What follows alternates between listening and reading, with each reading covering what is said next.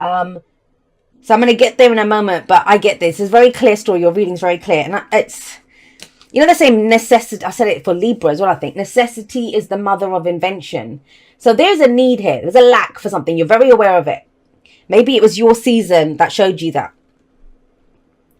But let's start with the Five of Pentacles. You see these people, you know, they're struggling. This could be a rejection. This could be lack of support. It's the lack card. It's financial poverty, emotional poverty. We don't feel like we've got enough. We don't feel like that. I mean, usually the Five of Pentacles does say that help is available to us. And in fact, when you're in this situation, I used to get this card a lot actually when I was very ill.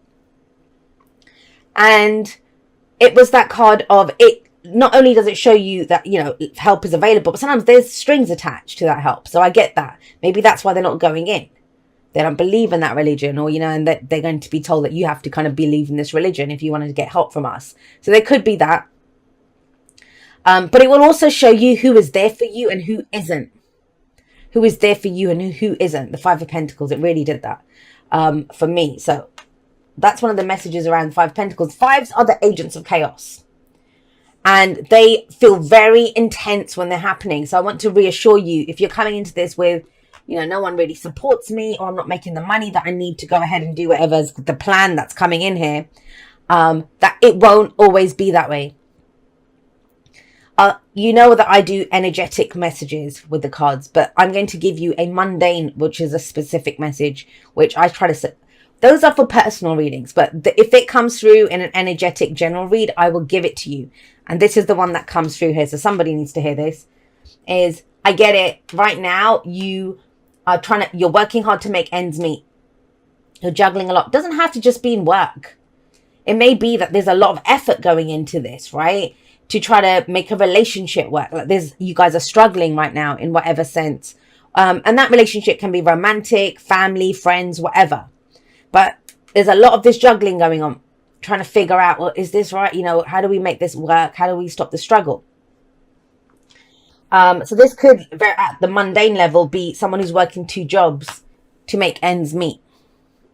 But this is bigger than that. This is not a mundane read. This is about, I feel like there's the lack of support or finances. You know, Pentacles is that it's our physical bodies, it's our possessions, it's our homes, our investments, our savings, anything we can see, feel, and touch. That we can see, feel, and touch. And it looks like there's something big coming through with the Sun and the Nine of Cups. That's amazing energy, right? And you may not feel that just yet. Or it's almost like a carrot on a stick, like it's in front of you. But you don't feel like physically you're in the place to be able to go for this just yet. The thing with the Two of Pentacles is, this is sometimes, you know, this is only looking at what's available to us. And if you only deal with what's available to you right now, especially with that Five of Pentacles coming up with it, you're not going to, you won't be open to anything new, right? If, look at her. She's like, well, I've only got these 2 pentacles. I'm going to have to make them do. But she's not actually progressing. She's stood in one place. She's focused on what she's juggling here. And so there's that energy of, well, that's all I have right now. That might be all you have right now. Actually, I'm going to get you one. You guys did wait. You were long. So kind of, I don't use the word boring, but it is that kind of, it's monotonous. It's mundane. It's the same thing again and again. And you might be someone's living paycheck to paycheck, or where's the fun gone in this relationship? All I ever do, you know, it's just hard work. It's just hard work. Now, it's general, so it can go both ways, but I want to say this to you, and this another thing comes up, so much coming through around this, is there are some people that they don't believe their relationship is working unless there's work to do on it, right? So that when it's just like peaceful, everything's like trotting along, it's almost that sense of, I need some drama. I need some drama. Everything's too boring. So if we do have something dramatic here, we have an argument, you know, that kind of the peaks and the troughs of a relationship. It doesn't have to just be a relationship, but there's some change needed. This situation can't, and you know that. You know that. Now, the other thing around this is, forget everything else. It's Sagittarius season. It's boring. It's mundane. It's monotonous. It's repetitive. It's like, I don't want to keep doing the same shit and get nothing for it. I'm still struggling out in the cold. Fear not, my lovelies, there's a path coming in. And I kind of feel like because you saw the potential for happiness in something, that is what's caused this. That is what's made you realize, you know, that things don't have to be this way. There can be brighter things. There can be things that make me really happy, my wishes and stuff.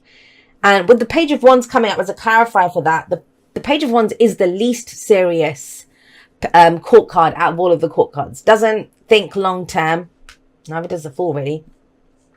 Doesn't think long term. Now, that's going to be a shocker to you. So if I said to you, oh my God, when's the last time you had some fun? You would look at me and say, Jade, what the hell? Do you see me struggling around in the snow here? Do you see me juggling all this stuff here? What do you mean fun? I don't have time for fun. That's exactly when you need some fun. That's exactly when we need to take the pressure off, take our foot off the pedal a little bit, even if it's for 10 minutes, whatever it is that you can do. Because this is the card of inspiration. This is the card of the muse. This is creative energy. This is excitement.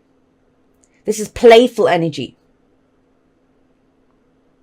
You know, where have the flirty text messages gone? Where have they just hanging out and having a laugh together? Where's that gone? Where's the enjoyment of, oh my God, this project, I'm going to get to do it. Where's that gone? Everything just feels like a struggle with this energy. You have another page coming up though.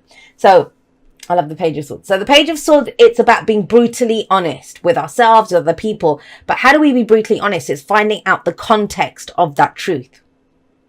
Page of Swords is seen as, I've heard one of my favorite readers call the Page of Swords a little shit. And that's Moonlight Scorpio. She says it. I love it. And the Page of Swords can be a little shit. I'm just going to say that. But that's because we don't have all the information. We don't have all the information around the Page of Swords. And that's big for you because it's coming up at the heart of your reading. Everything revolves around this. This might be the energy that we're coming in with. And both of these are energies that we come in with. That is what our focus is on, what we're dealing with, what we want to get out of this. Then this is where we are, present-based energies, the advice in the present, where we are in the present, that leads to the future. And the future here, let's talk about that because the Page of Swords is sat above the Nine of Swords. This is stress in what's going to happen. Will this happen? Will they say that? Will I lose my job? Will I get more money? Will I be able to pay my bills? You know, it's future-based. It's future-based. And when the Nine of Swords specifically comes up as in a future position, it is all we can see in the future is more stress and anxiety. Doesn't mean we're going to be stressed and anxious and sleepless nights and worried and stuff. It means that's all we can see from the present place. From where we are right now, we look ahead and all we can see is, oh God, you know, is there going to just be more worry and stuff? I'm not going to know what to do. That's where our Page of Swords comes in. Because the Page of Swords here is saying, okay, so we have a nugget of truth. We know something. But we need to expand on this and get context. And I'll tell you the story that I always tell of the Page of Swords. How I came to, because I meditate on the cards sometimes and really try to absorb the energies. And this was a scenario that came in around the Page of Swords, which explains its energy.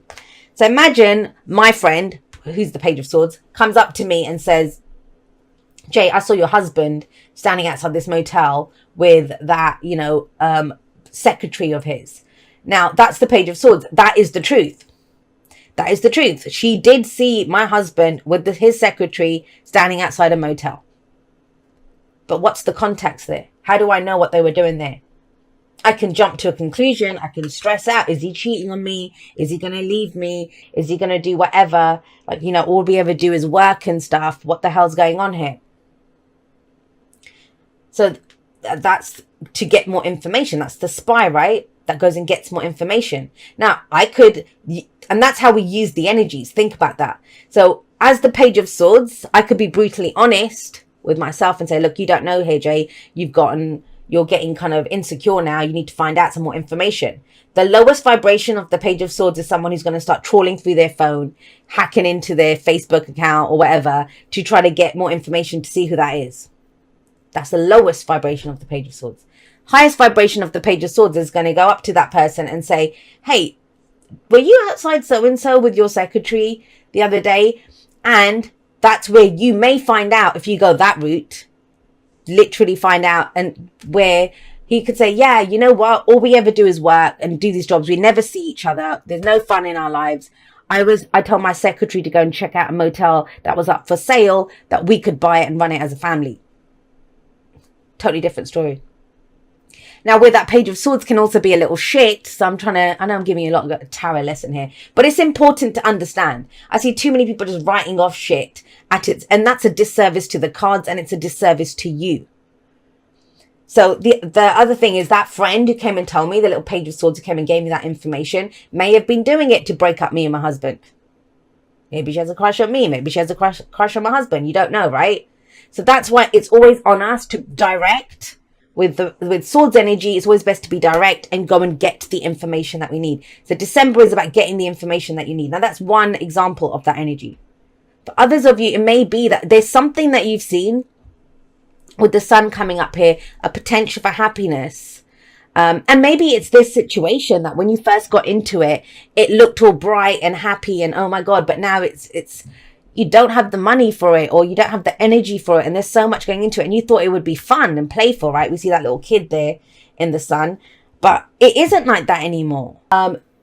It's always the nugget of the truth. Remember that with the Page of Swords, but it lacks context. And also based that, with the sevens, we always ask ourselves, is it worth it?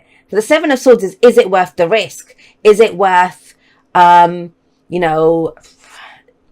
it need more planning? Is it worth revealing this from out of the shadows? Is it worth showing my hand right now? It's not always a bad card. It is sometimes seen as the liar, cheater, deception card, of course. And those of you that are running on that end of the spectrum, then yeah, this is going to be very much that energy of, this is not the full truth. But for others of you, it's going to be, if you're on the other end of the spectrum, and you might be somewhere in the middle, right? Where it's like, get the information that you need, do the research. Instead of calling the Page of Swords the spy or the stalker, what's the Page of Swords? The Page of Swords can be the researcher who goes and gets more information. But with that Seven of Swords coming up with that, that's the only way you'll know. If you try to make a decision based on just that little, it won't be enough for you to decide. Of course, it's going to look risky. You've got two cards here that talk about risks, the Fool and the Seven of Swords. If you're trying to go and get more information to say, is this guaranteed a sure thing? I don't know if you'll get that. But that's also not the point. The Fool says that. That's not the point of this. And that's hard. I know that's hard. Because of this energy here. Because there's so much on you already. And you've got this spark. And I mean, this is amazing. If this is a new idea that you have and you're inspired to do something new, that's beautiful that you met out of this. That's why I kind of got that necessity is the mother of invention. I kind of get that out of it.